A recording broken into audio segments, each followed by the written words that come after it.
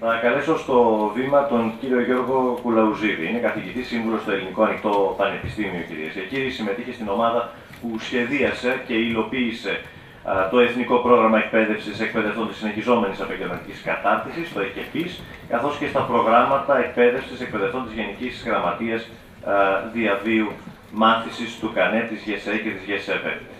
Έχει περισσότερες από 2.500 ώρες διδασκαλίας σε προγράμματα εκπαίδευσης εκπαιδευτών διαφόρων φορέων. Έχει εκπονήσει τη διδακτορική του διατριβή στο Πανεπιστήμιο της Κρήτης, έχει σπουδάσει εφαρμοσμένα μαθηματικά στο Αριστοτέλειο Πανεπιστήμιο Θεσσαλονίκης και πραγματοποίησε τις μεταπτυχιακές σπουδές στη συνεχιζόμενη εκπαίδευση και κατάρτιση και στην εκπαίδευση ενηλίκων. Νομίζω ότι είμαστε έτοιμοι. Χαίρετε. Ακόμα δεν με βλέπετε προβληματισμένο και καλημέρα και όλους. Δεν έχω αποφασίσει αν θα μιλήσω από εδώ ή θα πάρω το μικρόφωνο και θα κατέβω κάτω. Οπότε δεν ξέρω αν στην πορεία μην την ακουγέμαι, μάλλον άλλαξα γνώμη. Θα με συγχωρέσετε. Να ευχαριστήσω και εγώ όλους αυτούς που ευχαρίστησε και ο Γιώργος ο Ζαρίφης, τους οργανωτές, την περιφέρεια, τον συντονιστή μας, όλους εσάς. Είναι πραγματικά εντυπωσιακό. Εγώ το Facebook το συμπαθώ, Γιώργο, και προηγουμένως το πόσταρα και αυτό το περιβάλλον, γιατί μου κάνει τρομερή εντύπωση ότι σήμερα Σάββατο, μια καταπληκτική μέρα, όλοι εσείς βρεθήκατε εδώ για να ακούσετε για κάτι που εμάς μας ενδιαφέρει ως επαγγελματικό πεδίο, αφού αυτή είναι η δουλειά μας. Αλλά 600 άτομα περίπου να μαζευτούν Σαββάτο, καλοκαιρινή μέρα σχεδόν, είναι εντυπωσιακό πραγματικά και σας αξίζουν συγχαρητήρια. Εγώ θα σας μιλήσω λίγο για ένα κομμάτι, κάποια κομμάτια μέσα στην ουσία από την παρουσίαση, την εισήγηση που έκανε ο Γιώργος Ζαρίφης.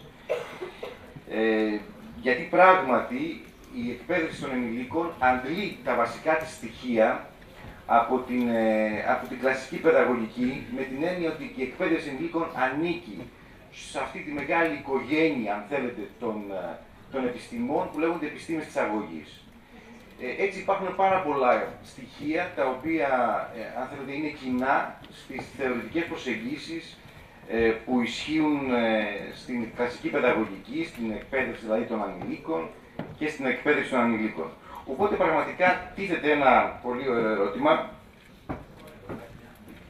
Εντάξει, το βρήκα. Εάν πραγματικά υπάρχει διαφορά. Να δούμε πώς φαίνεται αυτό, μισό λεπτό. Ωραία, φαίνεται και αυτό. Αν πραγματικά υπάρχει διαφορά, εάν δηλαδή πράγματι μπορούμε να βρούμε στοιχεία που να διακρίνουν το πεδίο της εκπαίδευσης ενηλίκων από την υπόλοιπη, αν θέλετε, παιδαγωγική. Αυτό είναι ένα βασικό ερώτημα, το οποίο είναι και ένα ύποπτο ερώτημα, κατά την άποψή μου. Με την έννοια ότι αν δεν υπάρχει διαφορά, τότε δεν υπάρχει λόγος να υπάρχει διακριτό πεδίο. Άρα δεν υπάρχει λόγος να υπάρχουν επιστήμονες στο πεδίο, άρα δεν υπάρχει λόγος να υπάρχουμε εμείς. Οπότε είναι ένα πολύ έτσι, θεμελιώδες, θεμελιακό ερώτημα για τη δική μας ανάπτυξη. Υπάρχει πραγματικά διαφορά μεταξύ της θεωρητικής προσέγγισης των θεωριών μάθησης που ισχύουν στην κλασική παιδαγωγική, ας το ονομάσουμε εκπαίδευση ανηλίκων, και στην εκπαίδευση ενηλίκων? Θα προσπαθήσω να απαντήσω σε αυτό το ερώτημα. Δεν έχω απαντήσει ακόμα οριστικά, να σας πω την αλήθεια. Και είναι αυτό που θα σας παρουσιάσω σήμερα. Εσείς έχετε έρθει να μάθετε από μένα, αλλά να σας πω την αλήθεια, έχω έρθει και εγώ να μάθω από εσάς, γιατί θα σας πω το προβληματισμό μου, θα ακούσω τι θα πείτε, γιατί αυτή τη στιγμή γράφω πάνω σε αυτό το θέμα ένα κείμενο και θέλω να ακούσω και τις απόψεις της δικές σας. Άρα με ενδιαφέρει πάρα πολύ να μου πείτε τι σκέψεις έχετε.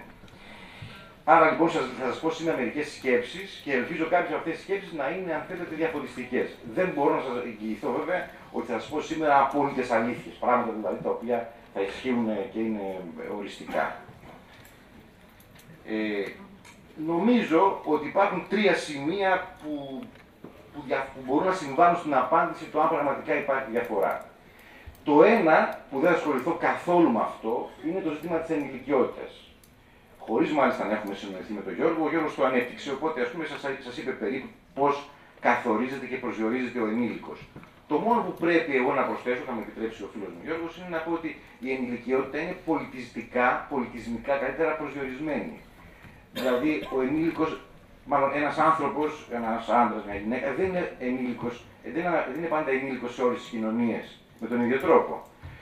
Δηλαδή, θέλω να πω, στη δικιά μας κοινωνία, στις δυτικές κοινωνίες, πράγματι τα 18 χρόνια, όταν ψηφίζεις, ας πούμε στην Αμερική για παράδειγμα, για να μπορέσεις να αγοράσεις αλκοόλ πρέπει να είσαι ενήλικος. Στην Ελλάδα δεν σημαίνει αυτό, μπορεί να πει ότι θα αγοράζει αλκοόλ. Σε μια άλλη κοινωνία, ας πάρουμε την κοινωνία των Ρωμά, η ενηλικιότητα έρχεται σε πολύ μικρότερη ηλικία. Γιατί τα παιδιά οριμάζουν και αρχίζουν να αποκτούν τις ευθύνες και τις υπευθυνότητες που ανέφερε προηγουμένως ο Γιώργος σε πολύ μικρότερη ηλικία.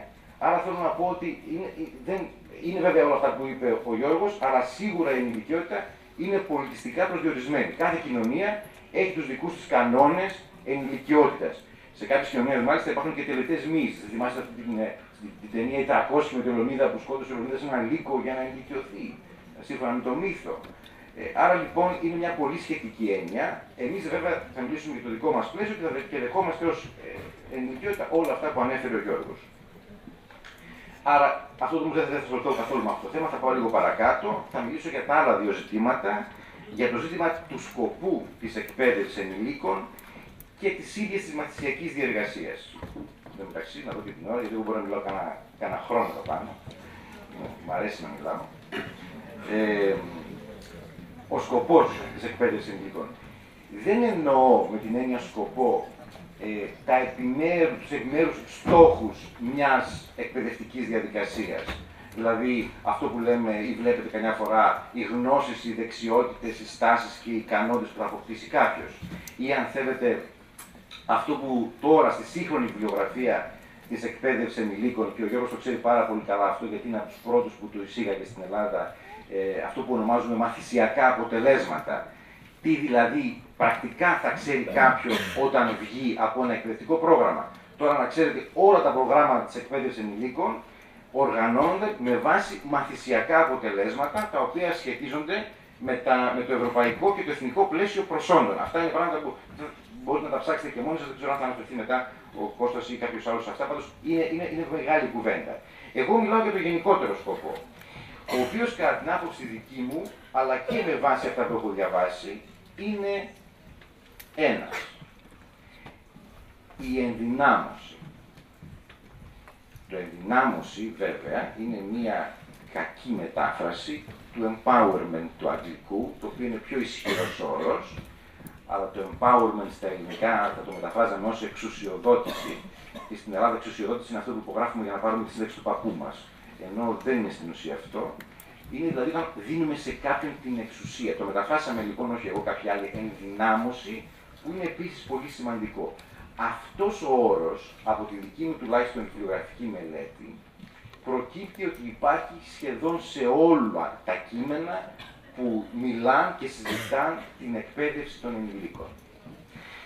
Και το πιο εντυπωσιακό είναι, θα μου πεις, δεν βρίσκεις τίποτα άλλο να εντυπωσιαστείς με αυτό, εντυπωσιάστηκες εσύ. Είναι εντυπωσιακό όμως, είναι εντυπωσιακό ότι τον όρο το χρησιμοποιούν τόσο, αν θέλετε, οι ριζοσπαστικοί εκπαιδευτές ενηλίκων, αν θέλετε, αυτοί που έχουν ως στόχο την ανάπτυξη κοινωνικών κινημάτων, την αλλαγή της κοινωνίας μέσα από αν θέλετε, από τον αγώνα των ανθρώπων στον χώρο της δουλειάς τους, στον οικογενειακό τους χώρο, στον κοινωνικό τους χώρο γενικά. Το χρησιμοποιούν λοιπόν και οι ριζοσπαστικοί εκπαιδευτές ενηλίκων με τον όρο που αναφέρω εκεί, δηλαδή εννοώντας την παροχή, αν θέλετε, της γνώσης, αλλά και της ενσυναίσθησης που χρειάζεται μια συγκεκριμένη κοινωνική τάξη, έτσι ώστε να μπορέσει να επιφέρει την κοινωνική αλλαγή. Το χρησιμοποιούν λοιπόν και αυτοί. Αν θέλετε, τώρα δεν θα χρησιμοποιήσω ένα πολιτικό όρο, αλλά δεν πειράζει, γιατί ενήλικοι είμαστε, σύμφωνα με τον Γιώργο. Είναι η πιο αριστερή, σε εισαγωγικά, γιατί τώρα αυτά είναι σχετικά στη σημερινή κοινωνία, τι είναι αριστερό και τι είναι δεξιό, είναι μπερδεμένο, αλλά έτσι ως γενικότερα είναι οι πιο αριστεροί εκπαιδευτές ενηλίκων, αυτοί οι οποίοι, θέλετε, πιστεύουν πάρα πολύ στο ότι η εκπαίδευση ενηλίκων έχει ένα μοναδικό σκοπό, αυτόν την κοινωνική αλλαγή. Και βέβαια πίσω από αυτό, όσοι είστε πιο βλεγμένοι στον χώρο, θα δείτε, βρίσκεται η θεωρία, μάλλον η προσέγγιση του Φρέιρε, δεν είναι θεωρία, η προσέγγιση του Πάολο Φρέιρε και όλων των επιγόνων του και άλλων ριζοσπαστών, του Σόρ, του Μπρούκφιλντ και του Μακλάρεν ενδεχομένως, αν δεν ξέρετε κάτι τέτοιο. Αλλά από την άλλη πλευρά χρησιμοποιείται εξίσου και με την ίδια σχεδόν δύναμη και έννοια και από τους κεντροδεξιούς, αν θέλετε, τους πιο συντηρητικούς εκπαιδευτές ενηλίκων, αυτούς που θεωρούν ότι η ουσία δεν είναι τόσο η κοινωνική αλλαγή, αλλά η δημιουργία αυτοπεποίθησης στο άτομο. Έτσι ώστε να μπορέσει να επιχειρήσει, να γίνει καλύτερος επαγγελματίας, να γίνει καλύτερος επιχειρηματίας, να γίνει καλύτερος γονιός, να αποκτήσει μια αυτοπεποίθηση για να πετύχει στην κοινωνία. Εδώ μπαίνει το ατομικό πιο πάνω από το συλλογικό, γι' αυτό λέμε ότι είναι πιο συντηρητική προσέγγιση αυτή. Όλα αυτά μέσα σε πάρα πολλά εισαγωγικά, δεν θέλω να παρεξηγηθώ ούτε να χαρακτηρίσω τώρα με πολιτικούς όρους ζητήματα που αφορούν την εκπαίδευση, αλλά και η εκπαίδευση είναι ζήτημα πολιτικής. Η εκπαίδευση δεν είναι ουδέτερη, έτσι δεν είναι κάτι που δεν συμβαίνει στον χώρο τον πολιτικό, αλλά εν πάση περιπτώσει η κουβέντα δικιά μου είναι διαφορετική. Αυτός ο συγκεκριμένος όρος λοιπόν, η ενδυνάμωση, υπάρχει σχεδόν, θα λέγαμε, μοναδικά σε όλες τις κουβέντες που γίνονται για την εκπαίδευση ενηλίκων. Άρα θα μπορούσε κάποιος να συνάγει ένα συμπέρασμα, όχι πάρα πολύ ασφαλές, αλλά αρκετά ασφαλές, ότι ένα πράγμα που κάνει τη διαφορά μεταξύ εκπαίδευσης τυπικής και εκπαίδευσης, αν θέλετε, μάλλον ας πούμε, ανηλίκων και ενηλίκων, είναι η έννοια της ενδυνάμωσης, ιδιαίτερα με την πρώτη διάστασή της, αυτή δηλαδή που οδηγεί στην δράση για την αναδόμηση της κοινωνίας. Γιατί θα ήταν, και αυτό είναι κάτι που το περιμένουμε από τους ενηλίκους. Έτσι. Δεν μπορούμε να περιμένουμε από τους ανηλίκους να αλλάξουν την κοινωνία. Μπορούμε να προετοιμάσουμε τους ανηλίκους έτσι ώστε όταν γίνουν ενήλικοι να αναλάβουν δράση. Αλλά τη δράση την αναλάβουν προφανώς οι ενήλικοι. Άρα αυτό είναι ένα στοιχείο το οποίο μπορούμε να πούμε ότι διαφοροποιεί την εκπαίδευση ενηλίκων από την εκπαίδευση των ανηλίκων. Ως ένα βαθμό πάντα. Αυτό το πράγμα, ας το κρατήσουμε τώρα στο μυαλό μας, γιατί θα δέσει με την καταληκτική μου σκέψη, με τη σημαντική διαφορά. Το άλλο ζήτημα το οποίο μοιάζει να διαφοροποιεί σύμφωνα με τη θεωρία, εδώ θα κάνουμε πολύ μεγάλη κουβέντα, αν θέλετε, είναι η ίδια μαθησιακή διεργασία, δηλαδή ο τρόπος που μαθαίνουν οι ενήλικοι.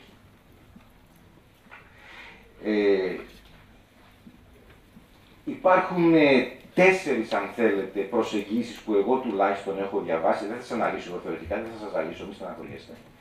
Απλά θα το κουβεντιάσω πιο πολύ μαζί σας. Υπάρχουν 4 προσεγγίσεις οι οποίες, αν θέλετε, μέσα στη δόμησή τους ως θεωρίες, ισχυρίζονται ότι είναι αποκλειστικά ενήλικες θεωρίες μάθησης. Ότι δηλαδή απευθύνονται αποκλειστικά σε ενήλικες. Η πρώτη θεωρία είναι η θεωρία της μετασχηματίζουσας μάθησης.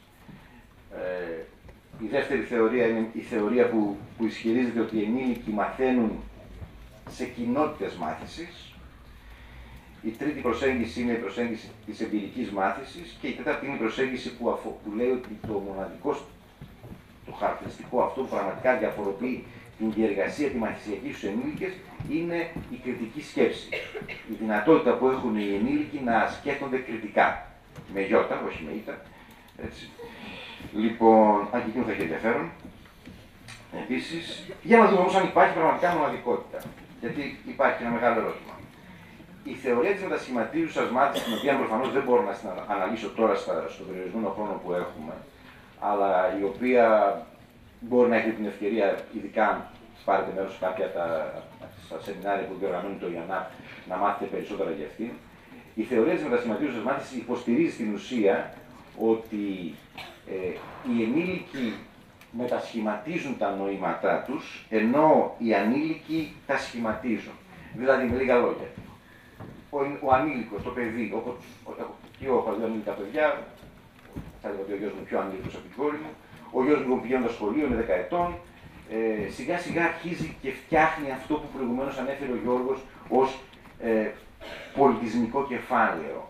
Μέσα από την κοινωνικοποίησή του, μέσα από το σχολείο, μέσα από τις παρέες του, από τη συμμετέχει στους προσκόπους, στο κατηχητικό, στις ομάδες που παίζει μπάλα, ξέρω εγώ, αύριο μεθαύριο ενδεχομένως σε άλλες παρέες που θα έχουν άλλα είδους ενδιαφέροντα. Μέσα από όλη αυτή τη διαδικασία κοινωνικοποίησης και ένταξής του σε διάφορα κοινωνικά σύνολα, γιατί ο άνθρωπος εκ των πραγμάτων είναι ένα ομαδικό πλάσμα, δεν ζει μόνο του, θέλει την επαφή, τη σχέση και άρα δημιουργώντας σχέσεις και αναπτυσσόμενος μέσα από αυτές, δημιουργεί σιγά σιγά το πολιτισμικό του κεφάλαιο.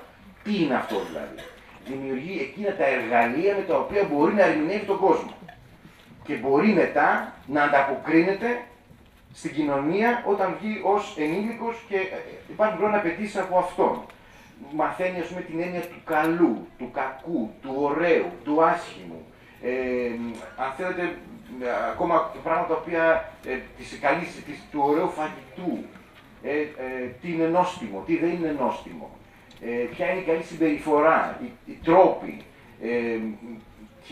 Ποια είναι η θέση του άλλου φύλου στην κοινωνία. Έτσι, αν η θέση της γυναίκας είναι συγκεκριμένη ή διαφορετική. Αποκτάει, ξέρω εγώ, αν θέλετε, τη σχέση του με τον θείο, την αντίληψή του για την έννοια του θείου, της θρησκείας. Όλα αυτά τα πράγματα σιγά σιγά δομούνται μέχρι την ηλικία, ξέρω εγώ, 18, 19, 20, 25 χρόνων, 30. Κάποια στιγμή, ας πούμε, νομίζω ότι μετά από 30 ένας άνθρωπος βγαίνει στην κοινωνία και έχει πλέον εργαλεία για να μπορεί να ερμηνεύσει τον κόσμο. Λέει λοιπόν η θεωρία της μετασχηματιούσας μάθησης ότι ακριβώς αυτή τη διαδικασία του σχηματισμού του πολιτισμικού κεφαλαίου που ανέφερε ο Γιώργος την κάνει η εκπαίδευση των ανηλίκων. Η εκπαίδευση των ενηλίκων τι κάνει? Κάνει σύμφωνα με το Μέζερο μετασχηματισμό. Αλλάζει δηλαδή, διευρύνει το πλαίσιο αυτό που δημιουργήθηκε, βάζει και άλλα εργαλεία στην τσέπη του, στη φαρέτα του άνθρωπου, γιατί ανακαλύπτει ότι πολλές φορές η κοινωνία και τα πράγματα αλλάζουν τόσο γρήγορα που δεν μπορεί να ανταποκριθεί με αυτά που ήξερε.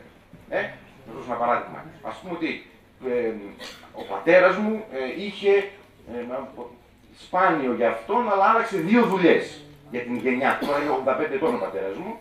Συνήθως η γενιά του πατέρα μου έπιανε μια δουλειά και συνταξιοδοτείται από εκείνη τη δουλειά.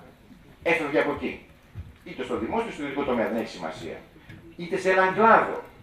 Δηλαδή ήταν, ξέρω εγώ, τσαγκάρης. Ή ξέρω εγώ, ήταν ρεσεψιονίστης σε ξενοδοχείο. Ή ήταν, ξέρω εγώ, καθηγητής πανεπιστημίου. Ή έναν κλάδο, ένα επάγγελμα. Σήμερα είναι πολύ αμφίβολο αν ένας εργαζόμενος νέος που βγαίνει στην αγορά εργασίας θα κάνει πρώτα το επάγγελμα που σπούδασε. Αυτό μάλλον δεν το κάνει, τόσο είναι πάρα πολύ εξειδικευμένο. Και είναι σχεδόν βέβαιο ότι θα χρειαστεί να αλλάξει πολλές φορές εργοδότη, εργασία, τόπο εργασίας και ενδεχομένως και επάγγελμα. Αυτό είναι ένα νέο νόημα. Είναι ένα νέο πράγμα. Πολλοί δεν μπορούν να το επεξεργαστούν. Μπορεί να χρειαστεί να μεταναστεύσει. Με ποιον μιλούσα πρώτα? Με τον Γιάννη. Του επέβρεψε η κυρία Πανιξίδου. Μια συνάδελφος λοιπόν που το επέβρεψε τη διατριβή του στο Ελληνικό Πανεπιστήμιο, είναι τώρα στο Ντουμπάι. Ήταν συνάδελφος στη Θεσσαλονίκη, ζούσε εκεί πέρα κανονικά, είχε τις παρέες της, την κοινωνία της, ήξερε πώς να κινείται στον χώρο που η επικρατούσα θρησκεία και ο πολιτισμός ήταν ο δυτικός, ο ορθόδοξος, ο χριστιανισμός, και ξαφνικά βρέθηκε στο Ντουμπάι, όπου τα πράγματα είναι τελείως διαφορετικά. Άρα εκεί χρειάζεται νέα εργαλεία για να μπορέσει να ανταποκριθεί. Άρα λοιπόν η εκπαίδευση ενηλίκων συμβάλλει και διαφοροποιείται λοιπόν στον μετασχηματισμό. Εδώ βέβαια υπάρχει ένας προβληματισμός, κατά πόσον αυτό είναι αληθές. Δεν υπάρχουν, η αλήθεια είναι, έρευνες που να μας λένε ότι και τα παιδιά δεν μετασχηματίζουν στο μέτρο του δυνατού, του δικού τους δυναμικού μάλλον και δυνατού νοήματα, ή ότι οι ενήλικοι δεν φτιάχνουν νέα νοήματα εξ αρχής. Οπότε αυτό είναι μια καλή προσέγγιση, μια έξυπνη ιδέα που είχε ο Μέζερο, αλλά μπορεί ενδεχομένως να έχει ένα παραθυράκι περισσότερης μελέτης για να δούμε αν πραγματικά ισχύει αποκλειστικά ο μετασχηματισμός μόνο στους ενηλίκους. Πάντως, εδώ έχουμε μια διαφορά. Ένα άλλο ζήτημα, μια άλλη θεωρία που έχει επίσης που έχει δομηθεί πάνω στην και θεωρεί ότι είναι μοναδικά ενήλικοι, λέει ότι οι ενήλικοι μαθαίνουν σε κοινότητες μάθησης. Και μάλιστα κάνοντας αυτό που εγώ το μετέφερα τώρα έτσι, μια διαδικασία νομιμοποιημένης ή νομιμοποιητικής ή νόμιμης περιφερειακής συμμετοχής. Δηλαδή ότι ένας ενήλικος δεν μαθαίνει με έναν ευθύ τρόπο όπως ενδεχομένως μαθαίνουν στα παιδιά, αλλά μαθαίνει σε μια προσπάθεια να ενταχθεί μέσα σε ένα κοινωνικό σύνολο και στην προσπάθεια του να ενταχθεί σε αυτό το κοινωνικό σύνολο σιγά σιγά δομεί τη γνώση του με έναν σταδιακό τρόπο και πάντοτε σε ένα συγκεκριμένο πλαίσιο. Είναι δηλαδή εγκατεστημένη η μάθησή του πάντοτε σε ένα συγκεκριμένο κοινωνικό πλαίσιο. Σκεφτεί λοιπόν κάποιον ο οποίος αναλαμβάνει μια νέα θέση εργασίας, πάει σε ένα νέο περιβάλλον. Πρέπει σιγά σιγά να αρχίσει να μάθει, να μαθαίνει όχι μόνο το τυπικό κομμάτι της δουλειάς του, αλλά και το περιβάλλον. Γιατί και αυτό είναι μάθηση. Βέβαια είναι η μάθηση που είπε ο Γιώργος προηγουμένως, η άτυπη μάθηση, αλλά είναι μάθηση.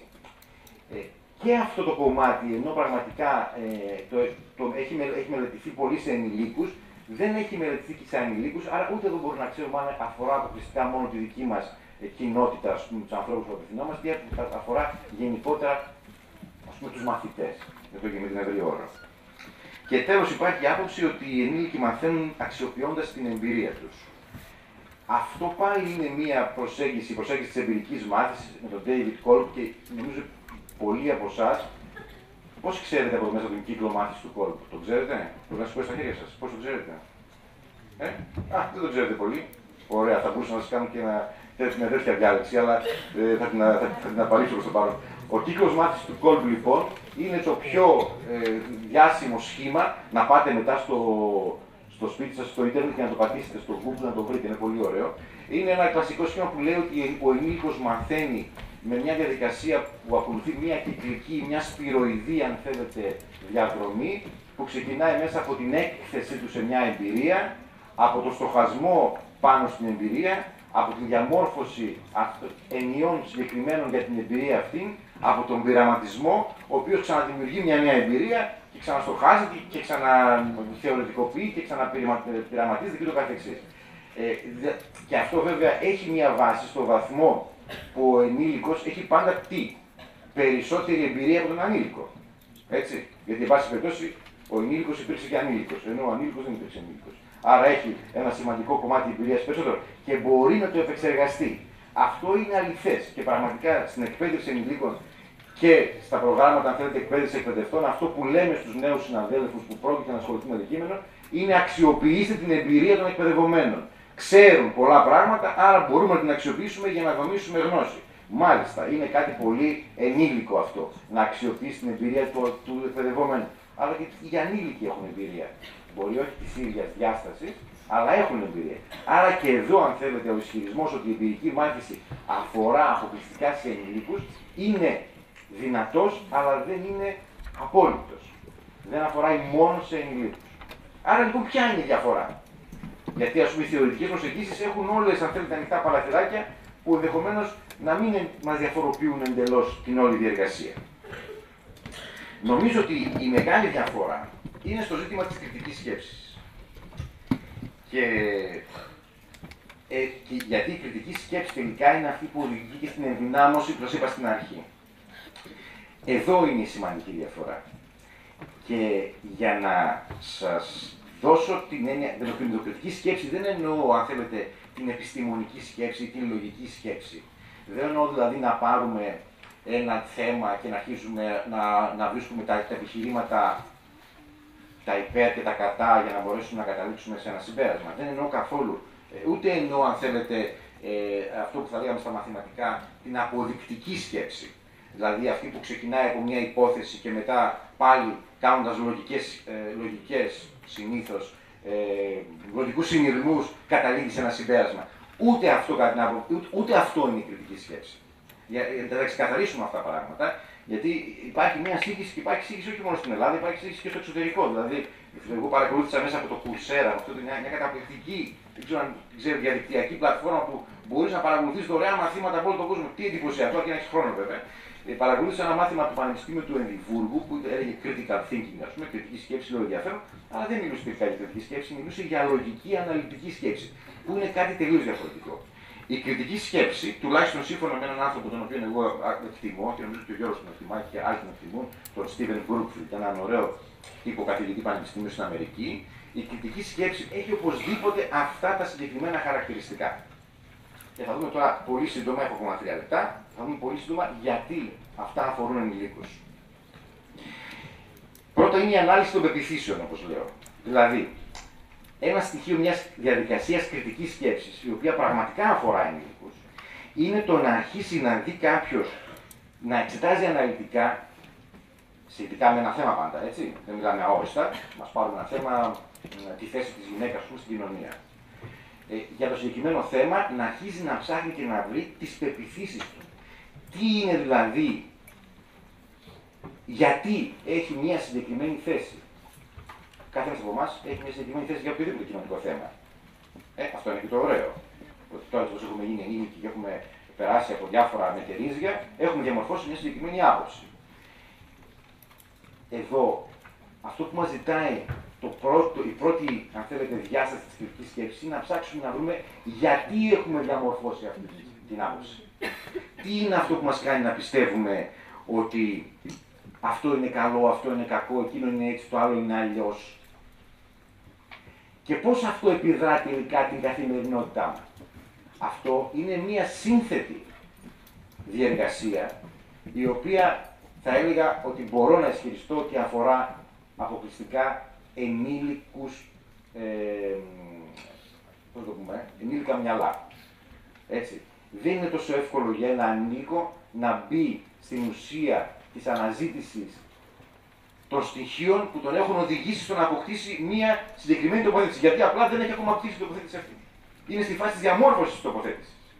Ενώ εμείς την έχουμε αποκτήσει, άρα μπορούμε να γυρίσουμε πίσω και να δούμε γιατί εγώ πιστεύω, ας πούμε, ότι υπήρξε γενοκτονία των ποντίων.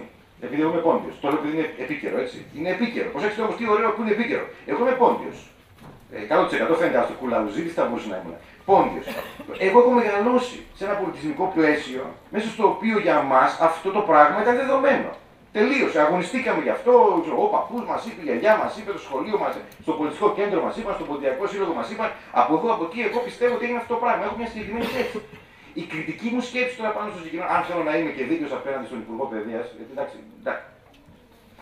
εντάξει. Γενικώς οι πολιτικοί, ας πούμε, μιλάνε για όλα. Κανονικά δεν πρέπει να μιλάνε για όλα, αλλά για να είμαστε δίκαιοι, δεν θα πρέπει να το επιτεθούμε ξαφνικά μόνο αυτού νου, αλλά με ευκαιρία την δική του άποψη να γυρίσω και να πω εγώ για στάσου. Εγώ γιατί έχω διαμορφώσει αυτή την θέση.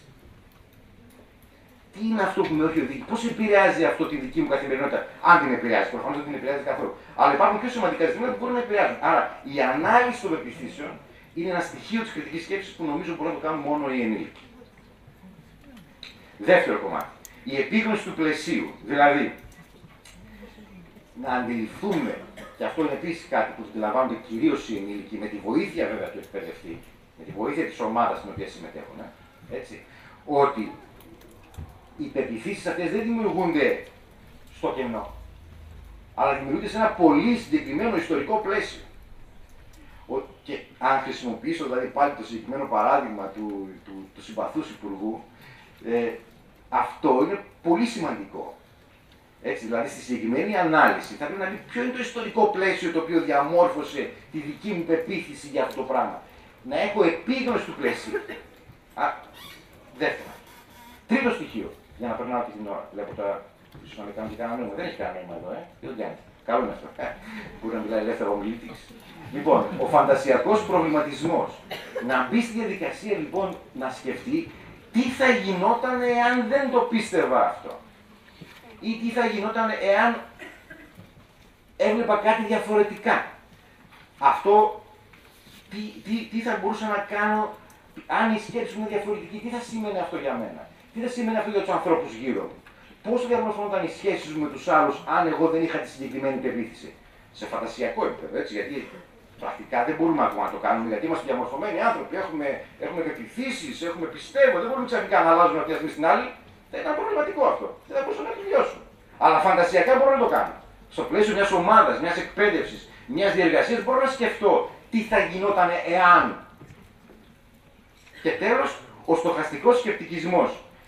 Που είναι το πιο σημαντικό. Μήπως τελικά αυτό που πιστεύω δεν είναι έτσι. Είναι διαφορετικό. Μήπως πρέπει να αλλάξω τρόπο σκέψης. Να αμφισβητήσω δηλαδή αυτό που λέμε τις μεγάλες αφηγήσεις, τα δεδομένα, τις τεράστιες αλήθειες με τις οποίες έχουμε γαλουχηθεί όμως από μικρή και σωστά έχουμε γαλουχηθεί. Γιατί, εν πάση περιπτώσει, κάποιος πρέπει να μεγαλώσουμε. Δεν μπορούμε να μεγαλώσουμε στο κενό. Πρέπει να δημορφώσουμε ένα σύστημα αξιών. Αλλά όταν έρχομαι και το αμφισβητώ και μπαίνω στη διαδικασία την τελευταία του στοχαστικού σκεπτικισμού να δω λοιπόν τι θα γινόταν εάν. Μήπως τελικά έχω άδικο πάνω σε αυτό το θέμα. Μήπως τελικά είναι διαφορετικά, έπρεπε να σκεφτώ διαφορετικά. τον τρόπο με τον οποίο αντιμετωπίζω τη γυναίκα μου, το αφεντικό μου, τους υφισταμένους μου, την κοινωνία. Μήπως πρέπει να σκεφτεί διαφορετικά τη σχέση με το περιβάλλον, με τους άλλους ανθρώπους, με τους μετανάστες, με τους πρόσφυγες, με όλα αυτά τα ζητήματα. Είναι ένα σωρό πράγματα που αφορούν και έχουν σχέση με τον τρόπο που επικοινωνούμε με την κοινωνία μας. Η κριτική σκέψη λοιπόν που εμπεριέχει τα συγκεκριμένα χαρακτηριστικά, έχω την εντύπωση, φίλες και φίλοι, ότι αφορά μόνον τους ενήλικους. Με ποια έννοια? Θα αφορά στο μέλλον και τα παιδιά, αλλά τους ενήλικους αφορά άμεσα. Πρόγραμμα εκπαίδευση. Θα πω τώρα μια γενικότητα, ο Γιώργος μπορεί να με κατηγορήσει μετά γι' αυτό. Για μένα, πρόγραμμα εκπαίδευση ενηλίκων. Οποιοδήποτε πρόγραμμα εκπαίδευση ενηλίκων, υδραυλικού, θερμοϊδραυλικού, δεν με ενδιαφέρει. Νοσοκόμας, ξέρω εγώ, θεολόγου, γιατρού, δεν με ενδιαφέρει καθόλου. Δεν εμπεριέχει μέσα την ανάπτυξη της κριτικής σκέψης του εκπαιδευομένου, δεν έχει καμία ουσιαστική αξία. Γιατί δεν οδηγεί στην ενδυνάμωση. Είτε την ενδυνάμωση τη μια, είτε την ενδυνάμωση την άλλη. Και αν δεν οδηγεί στην ενδυνάμωση, δεν φέρει αλλαγή. Και αν δεν φέρει αλλαγή, δεν υπάρχει λόγος να γίνει. Κατά την άποψή μου, προσωπική μου άποψη. Εντελώς. Γι' αυτό λοιπόν λέω, καταληκτικά, για να κλείνω ας πούμε επιτέλους, για εσάς όχι για μένα, ότι από όσα αναφέραμε, φαίνεται ότι υπάρχει διαφορά μεταξύ της κλασικής παιδαγωγικής, αν θέλετε, των υπολείπων επιστήμων της αγωγής και της εκπαίδευσης των ενηλίκων. Ιδιαίτερα στο κομμάτι που αφορά, αυτό είναι προσωπική σκέψη, μπορεί να με κατηγορήσετε ευθέως, το ζήτημα της κριτικής σκέψης. Νομίζω ότι υπάρχει μεγάλη διαφορά. Γι' αυτό, και μολονότι εγώ εκτιμώ ότι πολλοί που τελειώνουν ειδικά τις καθηγητικές σχολές, και εγώ είμαι ένας από αυτούς, μαθηματικός έχω σπουδάσει πριν από πολλά χρόνια, έχουν την εντύπωση ότι μπορούν να διδάξουν τους πάντες, ας πούμε. Ανηλίκους, ενηλίκους κλπ. Εγώ νομίζω για τους ανηλίκους δεν έχω άποψη. Αν και από την εμπειρία μου με τα παιδιά μου μπορώ να σας πω ότι υπάρχουν και πολλοί που δεν μπορούν να διδάξουν ούτε σε ανηλίκους. Αλλά εν πάση περιπτώσει. Για τους ενηλίκους ειδικά που ασχολούμαστε επιστημονικά, εγώ, Γιώργος και άλλοι πολλοί, πιστεύω ότι υπάρχει διαφορά. Υπάρχει μεγάλη διαφορά. Γι' αυτό αυτός που πάει να διδάξει ενηλίκους πρέπει οπωσδήποτε να αποκτήσει γνώσεις και δεξιότητες συγκεκριμένες, έτσι ώστε να μπορεί να ανταποκριθεί στις συνθήκες των ομάδων που πρόκειται να εκπαιδεύσει.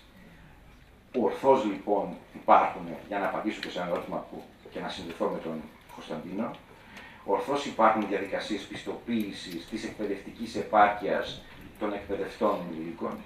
Πρέπει να υπάρχουν, πρέπει με κάποιον τρόπο για να υπάρχει ποιότητα, κριτική σκέψη και ενδυνάμωση, να υπάρχει μια διασφάλιση ότι αυτός ο παιδί μου που κάνει τη δουλειά ξέρει να την κάνει, και αυτό μπορεί να γίνει βεβαίως μέσα από πολύ προσωπική μελέτη, μέσα από συμμετοχή σε σεμινάρια, μέσα από μικροδιδασκαλίες που ξέρω ότι πολλοί από εσάς ενδεχομένως να αντιδράτε και να λέτε γιατί εγώ να σηκωθώ και να κάνω μια μικροδιδασκαλία και γιατί ποιοι είναι αυτοί που θα με κρίνουν, αλλά πρέπει να δείξουμε ότι μπορούμε να αναπτύξουμε την κριτική σκέψη των εκπαιδευομένων, ότι μπορούμε να χρησιμοποιήσουμε τις τεχνικές εκείνες που βοηθάν στην ανάπτυξη της κριτικής σκέψης. Άρα είναι χρήσιμα όλα αυτά. Δεν είναι απλά ένα ακόμα, πώς μου είπε κάποιος, κόλπο που βρήκε το κράτος για να μας πάει το παράβολο. Δηλαδή έχει ένα παράβολο αυτό, έχει ένα παράβολο Κώστα. Πόσο έχει κάτι ευρώ είναι. Θα τα πεις τώρα σε αυτά τα παράβολα, αφήνουν το οικονομικό για τον Κώστα για να του πάει αυτό στο τάξιμο. Λοιπόν, άρα δεν είναι απλά ακόμα ένα κόλπο για να βγάλει το κράτος λεφτά. Όχι, έχει ουσία.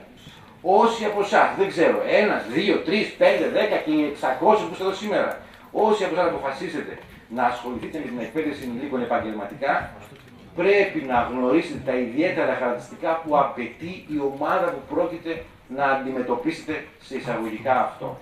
Ευχαριστώ πάρα πολύ που με ακούσετε και θα περιμένω αν έχετε ερωτήσεις. Ευχαριστούμε θερμά τον κύριο Κολαουζίδη.